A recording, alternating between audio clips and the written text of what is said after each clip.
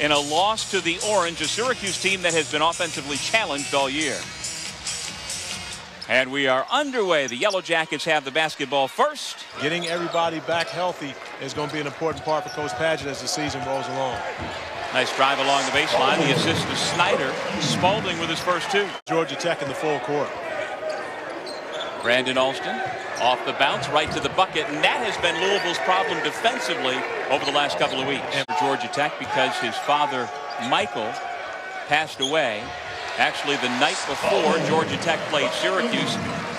Still, the ability to put the ball on the floor makes Mahmoud very difficult to guard, especially when he can catch the ball in the paint and finish over the 6'11" Ben Lammers with no problem. 80 Gay no. Okogie tried to crash. Snyder quickly back the other way. Nifty feed and the easy layup by Darius Perry. Well, Corey, we talked about the struggles for Louisville lately. Georgia Tech has been struggling a bit lately as well, as Okogie buries the three. Half seasons, but of course averaging of double figures over his last 10 games, I believe it is, for Georgia Tech, or close to double figures, 9.2. For a postseason game, he would be playing. This is just more precautionary. And there's Wara for three. And Jordan Wara, a big-time shooter, trying to check. I believe it's Duke that actually has the 2-point differential ahead. So you can't get closer than that when you talk about a rivalry. Jerry Stackhouse and all those guys. So, but we had some battles. They always beat us at their place. We always beat them at our place. McMahon for three. Give them perimeter shooting and off to a good start. But McMahon has done a great job defensively. We talked about the wingspan of so many of these Louisville players as two of their top interior players, and yet Bruce Pearl continuing to do the job as Jordan Wara continues to do the job from the perimeter. And you don't want to take away his opportunities when he has the opportunity to attack the basket. Williams tries again. This time he finds the range. Of course, one Jaylen Brown, who is starring for the Boston Celtics right now, and continues to have a very solid NBA career early. Ooh. Ray Spalding into the front row. Is tremendous, but when they're playing with this type of energy on the defensive end of the floor, it makes them extremely difficult to beat. Alvarado becomes just the third Yellow Jacket to score tonight. These are shots that Georgia Tech will be kicking themselves over in this game. 80 Gay with a huge block right there as he stares down Wara.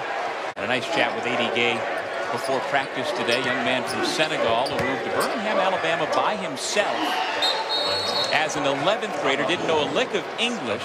Among those misses, multiple layup attempts. Okogie from way downtown. And if not for Josh Okogie, where would Georgia Tech be right now? And the only offense so far for the Yellow Jackets. Perry making the most of his first collegiate start. Bob Hill should have started you right from the start. I agree. I don't understand what's going on. I agree with that wholeheartedly.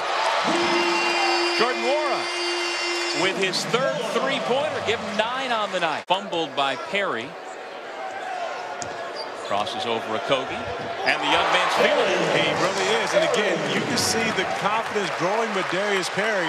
Darius Perry getting his first ever collegiate start in there with Dangadell sitting out with an ankle injury.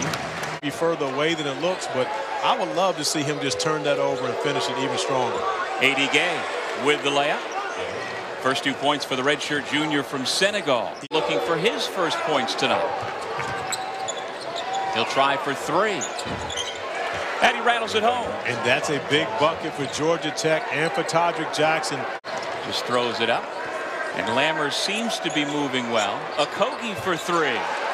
You know, we talked about in the first half how Louisville did not separate it. Tom Crean mentioned it in the studio. Louisville is a team that normally goes out and handles their business, and not that St. John's hadn't been playing well against that upset. Since the upset against Duke, is Josh Okogie's able to get out and finish on the break, and an opportunity to make this a 10-point game. Liking the defensive effort that he's seeing from his team. Todrick Jackson with the kick ahead to Alvarado, and Alvarado had Gay on the block right there with his man on his back. That's one you got to give to the big fella. To eclipse that here tonight with 12.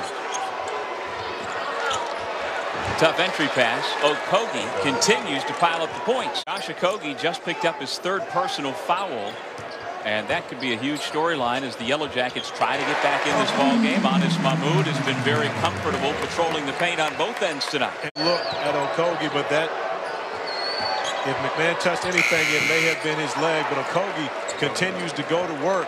Happens, and I get it, it's news, but yet it does take away from the ability to build relationships with the officials. Nice looking set for Louisville to get the clean corner. Shot by Dwayne Sutton. Kentucky assistant coach Kenny Payne on the all-time scoring list for Louisville. I cannot believe Darius Perry got that pass through, and I cannot believe Ray Spalding actually caught that and was able to finish it. Having great careers, of course, none greater than Darrell Griffin, Dr. Dunkenstein, who's all-time leading scorer. Well, McMahon is a Floridian, but he has become an adopted son here tonight. You know, you think these guys don't care about it, so now they're teammates at Louisville. And Snyder very candidly told me, I had a hard time warming up to him as now my teammate. Of course, the Derby being the grand finale of them all, but it's not just a horse race. It's much more than that going on every year. Yeah, I had no idea. As Alvarado gets the bucket, foul on Spalding, his second. And that play actually would not hurt Georgia Tech during that stretch was turnovers. They actually went through a stretch, a 3-game losing streak after that 3-1 start where they had 49 turnovers in 3 games. Those two things together, that makes it extremely difficult to win, especially on the road in the ACC. Yeah, the last couple of days in practice as Williams hits the 3. Wasn't always the best shot for the team. If the ball was reversed and he was able to get it back and get a good look, that was the one that you take. And that's the way I want to see Mahmoud finish around the rim. Georgia Tech has never led in this ball game. It was tied 2-2, and that's been it. Little give and go, and another block shot by Mahmoud. Game. Ben Simmons, Jason Tatum of the Celtics would be in that conversation. Dennis Smith Jr. as Alvarado buries the 3. Of Rick Pitino programs and what he's been able to do with players and turn them into great NBA players. I saw a lot of it, and that progression came a season ago where Donovan Mitchell's opinion was in the conversation for ACC Player of the Year. I thought he had that good of a year ago. Alvarado goes end to end. Jason Tatum doesn't get the opportunities that Donovan Mitchell gets. If he had those type of opportunities and went to a team that wasn't as good, come in and play alongside Ricky Rubio, a pass-first point guard, and Mitchell has taken advantage of that opportunity. Big night continues for Okogie.